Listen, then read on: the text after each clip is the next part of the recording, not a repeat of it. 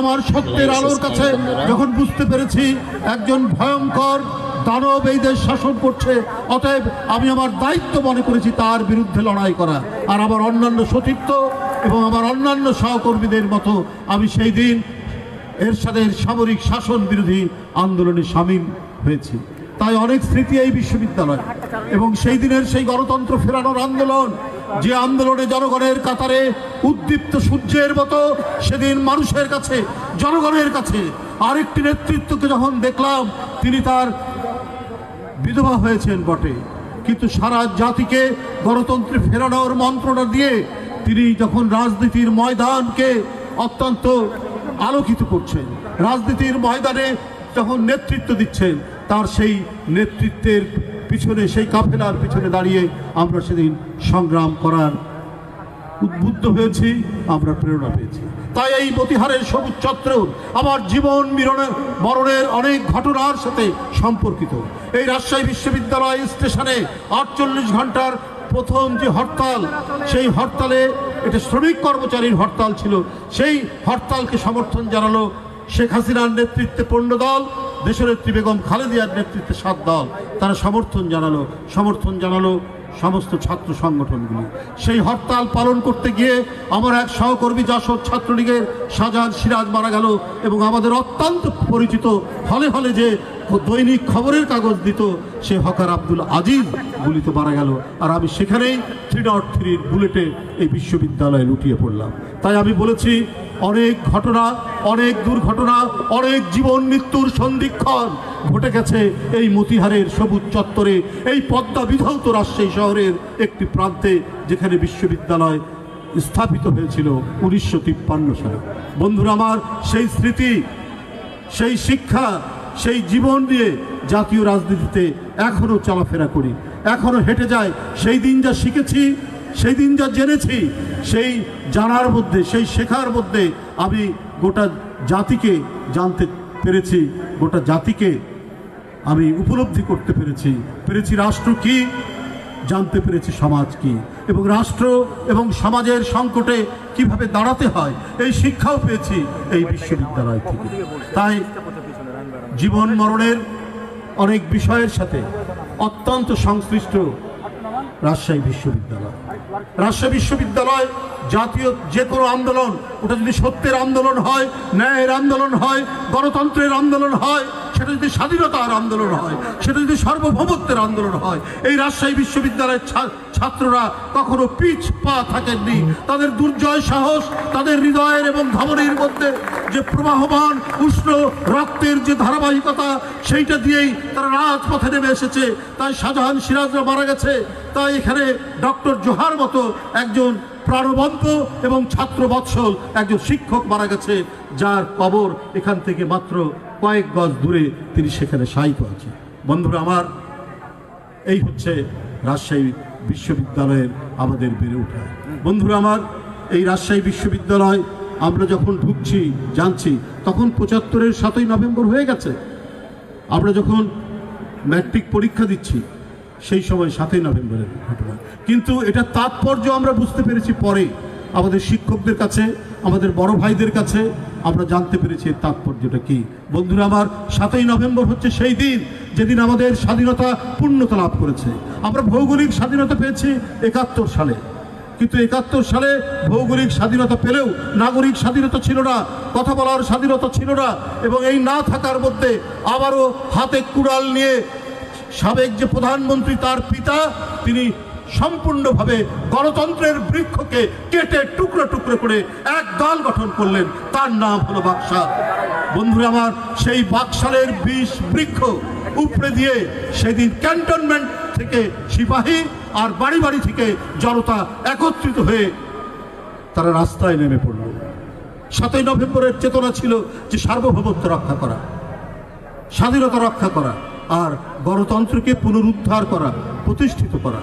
ওই যে সম্মিলিত স্রোত, সম্মিলিত শক্তি কেন এসেছিল যে এই দেশটাকে পরাধীন রাখতে চায় কোনো পরাশক্তি, এই দেশটির উপর মাতব্বরি করতে চায় কোনো শক্তি, এই দেশটিকে তারা পরাধীন রাখতে চায় কোনো শক্তি।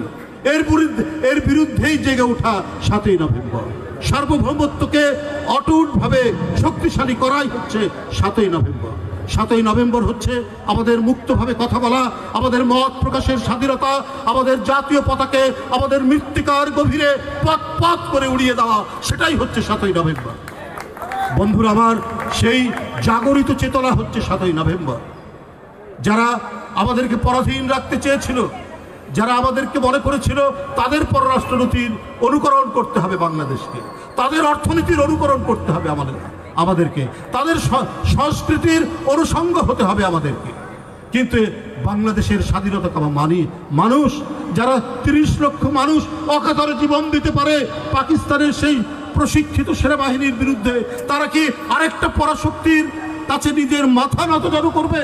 তারা পিণ্ডির কাছ থেকে বিচ্ছিন্ন হয়ে দিল্লির কাছে নিজের মাথাকে নুইয়ে দিবে? এই শক্তি এবং এই ধরনের মানসিকতা তো বাংলাদেশের নেই। তাই বারবার তারা চেষ্টা করেও বাংলাদেশের মানুষের মাথা নত করতে পারেনি, যেমন 7ই নভেম্বর করতে পারেনি। সেই দিন সেই সম্মিলিত স্রোতে একজন মানুষ 71-এর মতো আবার ঝলসে উঠলেন। যে কথাটি স্যার বলেছেন, অধ্যাপক রফিকুল ইসলাম স্যার, যে যখন কোনো রাজনৈতিক নেতৃত্বের কোনো সন্ধান মানুষ পাচ্ছে না, তখন একটি ক্ষীণ কণ্ঠে রেডিও, তখন এত টেলিভিশন ছিল না, রেডিওতে একটি কণ্ঠধ্বনি আমরা পেয়েছি, সেটা হচ্ছে আমি মেজর জিয়া বলছি। এর স্বীকৃতি শেখ হাসিনা কত বিকৃত করেছেন, তার এই ঘোষণা নিয়ে কত অনাচার করেছেন, অথচ তার স্বামী বলেছে আমরা সাহস পেলাম যখন রেডিওতে মেজর জিয়ার স্বাধীনতার ঘোষণা শুনলাম। কত ধিকৃত এই মহিলা, কত মিথ্যাবাদী এই মহিলা। তার মন্ত্রিসভার অনেক মন্ত্রী বলেছেন যে স্বাধীনতার ঘোষক জিয়া রহমান, কিন্তু উনি বিশ্বাস করতে চাননি। কারণ স্বাধীনতা যুদ্ধের জন্য যারা দায়ী, স্বাধীনতা যুদ্ধকে যারা বিজয়ের পথে নিয়ে গেছে, তারা যদি বড় হয়, তারা যদি মহান হয়, তাহলে শেখ মুজিবের অবস্থান খাটো হবে। এটা শেখ হাসিনা জানেন। এই বলেই বারবার যারা স্বাধীনতা যুদ্ধের জন্য কাজ করেছেন তাদেরকে তিনি হেয় করেছেন জিয়াউর রহমান স্বাধীনতার ঘোষককে, এবং প্রবাসী সরকারের প্রধানমন্ত্রী তাজউদ্দিনকে তিনি হেয় করেছেন। তার মেয়ে কদিন আগেই বলেছে এই যে সাবেক সরকার, এই সরকার ছিল মাফিয়া লীগ, ছাত্রলীগ, যুবলীগ, আওয়ামী লীগ সব মিলিয়ে মাফিয়া লীগ। কে বলছেন? তাজউদ্দিন সাহেবের মেয়ে। বন্ধুরা আমার, এইটা তো কোনো বিএনপির লোকের কথা নয়, এটা হচ্ছে তার কথা। তো সুতরাং এই 7ই নভেম্বর আমাদের, আমি আগেই বলেছি, এই 7ই নভেম্বর আমাদের স্বাধীনতাকে পূর্ণতা দান করেছে, আমাদের পূর্ণাঙ্গ রূপ দিয়েছে। এরপরে আবারও অনেক ষড়যন্ত্র চক্রান্ত, এরপরে আরও অনেক ঘটনা, আবার গণতন্ত্র হত্যা, আবার তার জন্যে গণতন্ত্র ফেরানোর জন্য সেই স্বাধীনতার ঘোষক তার সহধর্মিনী, তার লড়াই আপনারা দেখেছেন। কি লড়াই, কি আপসহীন লড়াই। খালেদা জিয়ার হাসিনার মধ্যে পার্থক্য তো এইটাই যে রাজনীতিতে যা বলবো সেটা করব, এটা খালেদা জিয়ার নীতি। আর শেখ হাসিনা হচ্ছে মুনাফিকি করে, মিথ্যা কথা বলে, জনগণকে প্রতারিত করে। তার বাবা যেমন 70 সালে যেভাবে করেছিলেন যে আমি 4 আনা সের চাল খাওয়াবো, তখন শের বলতো কেজিকে, আমরা এই 8 আনা সের ডাল খাওয়াবো বলে একবার প্রতারণা করলেন। ঠিক তেমনি শেখ হাসিনা বাড়িতে বাড়িতে চাকরি দিব বলে আপনার আবার মানুষকে প্রতারণা করে ক্ষমতায় এসে সেই ক্ষমতা আঁকড়ে ধরার চেষ্টা করলেন। তার এই আঁকড়ে ধরার মধ্যে জনগণের কি লাভ হয়েছে? জনগণ কি পেয়েছে? ওই বাড়িতে বাড়িতে তো আপনার চাকরি দেয়নি, বিনামূল্যে তো সার দেয়নি, কিন্তু লাভ হয়েছে একটি শক্তি। সেই শক্তিটি হচ্ছে পার্শ্ববর্তী দেশ, তাদের লাভ। এই কারণেই তারা আজকে অস্থির হয়ে গেছে। তারা আবারও পুনরাবৃত্তি ঘটাতে চায় সেই দুঃশাসনের, সেই লুটপাট, সেই হরিলুটের।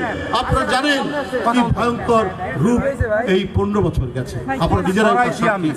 ইতিমধ্যে আপনারা বড় হয়েছে, আপনারা স্কুল কলেজ পার হয়ে বিশ্ববিদ্যালয়ে আপনার একজন মন্ত্রী, আমি বেশি উদাহরণ দেব না, একজন মন্ত্রী, ভূমি প্রতিমন্ত্রী সাইফুজ্জামান চট্টগ্রামের বাড়ি, তিনি লন্ডন সহ পৃথিবীর বিভিন্ন দেশে 620টি তার বাড়ির খোঁজ পাওয়া গেছে ওই সময়। তাহলে কি পরিমাণ টাকা লুট করেছেন, কি পরিমাণ টাকা পাচার করেছেন। পুলিশের একজন আইজি তিনি 1000 কোটি টাকা পাচার করেছেন। এটা শেখ হাসিনার মদদে হয়েছে। ওরা এমনি করেনি, বলেছে তোমরা মেরে ধরে রক্তাক্ত করে আমাকে ক্ষমতায় বসিয়ে রাখো, তোমরা যা ইচ্ছা তাই করো। এই কারণে পুলিশ অত্যন্ত নিষ্ঠুর ভূমিকা পালন করেছে, পুলিশ অত্যন্ত অমানবিক ভূমিকা পালন করেছে। বন্ধুরা আমার, এই হলো আপনার পরিস্থিতি। একটা দুর্নীতির আরেকটা কথা বলি, আপনাদেরকে অত্যন্ত মজা লাগবে।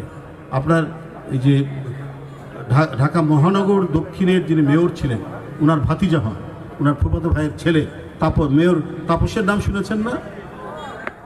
মানে